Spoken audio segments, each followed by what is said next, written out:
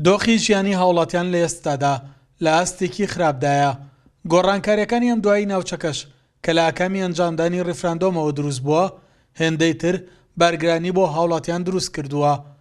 بەردەوامی قەیرانی دارایی و خراپی دۆخی سیاسی هەرێم لە ئایندەدا کاریگەری خراپتر لەسەر دەروون و ژیانی هاوڵاتیان جێدەیاڵێت. بۆیە هاوڵاتیان داواکارن حکوومەتی هەرێم با گفتوگۆ و دیالۆگ لەگەڵ حکوومەتی ناوەند کار بکات بۆ چارەسەرکردنی کێشەدارایەکان و باشترکردنی بژێوی و ژیانی هاوڵاتیان. دۆخی وڵاتی ئێستا لە قەیرانێکی زۆر خراپتایە، بەتابەت قەیرانی دارایی خۆتان باش ڕاستەژە بینن. هۆکارەکە شێگەڕێتەوە بۆ ئەو سیاسەتە هەڵەو بێپلانی حکوومەتی هەرێم کە لە ڕابردووە هەیبوو.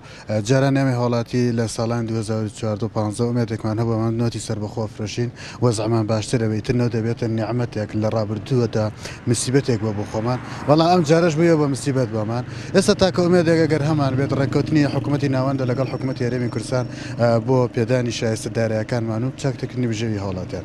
جا هیوادارم حکوومەتی هەرێم لەبەر بژێوی ژیانی هاوڵاتیانش بێت بەم کارە هەستێت. داواکارم حکوومەتی هەرێم ئەگەر ئەتوانێت خۆی ژیانی خەڵک دابین کا باشە، ناتوانێت بگەڕێتەوە بۆ بەغدا، چونکە لە ئێستا بینی خەڵک لە بەغدا موچەی تەواوی خەڵک موچەی خۆی وەرەگرێژی، هەرچەندە ئەو شەڕ و ئاژاوە لە بەغا هەیە لا ئێمە نەبووە، لەوێ ژیان خۆشە. ئێمە لە 2014 نەوتە فرۆشین خۆمان نەوتە فرۆشین داهاتەکەی دیانی نیوە موچەیەکیاندا بە خەڵک لە ئێستاژان نیوە موچەکەیش نەماوە. بۆی هیوادارم دەسەڵاتدارانی هەرێم بە خۆیان نابچنەوە، ئەگەر ئەتوانن ژیانی خەڵک خۆشکەن خۆشیکەن، ئەگەر نایشتوانن واز لە خەڵک لەگەڵ بەغا ڕێبکەون. ئێمە بمانەوە نەمانە ئێستا لە هەر وڵاتێکا قسەی لەسەر کوردستان بکەین لە چوارچەوەی عێراقێکی فیدراڵا قسەیەکەی، لەبەرەوەی تۆ تا ئێستا کیانێکی مستەقیل نەبووە نەشە سلمانوێت کە تۆ بیتە کیانێکی سەرباخۆ. مادام کە کیانێکی سەرباخۆ نێوا چاکترە لێ پسراوەکانی حکوومەتی هەرێمی کوردستان کە ئێستا هەمان دانیشتنێکی شڕ و پڕ و بە سوود لەگەڵ حکوومەتی ناوەندا بکەن لە ساڵحی هاوڵاتیانی هەرێمی کوردستانە جینا بەو شێوە ژیان بەردەوام نابێت.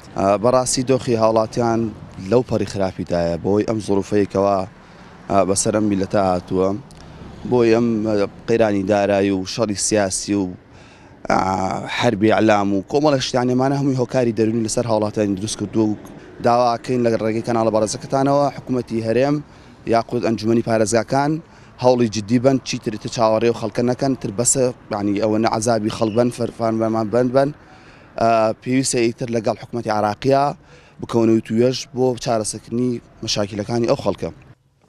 هاوڵاتیان و موچەخۆرانی هەرێم پیان وایە هەنگاوەکانی حکوومەتی ناوەند بۆ گرتنەدەستی دەسەڵاتی بەڕێوەبردننی خاڵە سنووریەکان و فڕۆکەخانە و سنوودارکردنی فرۆشتنی نەوت کاریگەری خراپتری لەسەر ئابووری هەرێمە بێت. بۆیە باشترە گفتوگۆکانی نێوان هەرێم و بەغداد دەست پێ بکاتەوە، لە چوارچەوەی دەستوردا حکوومەتی هەرێم مافەکانی خۆی وەربگرێتەوە.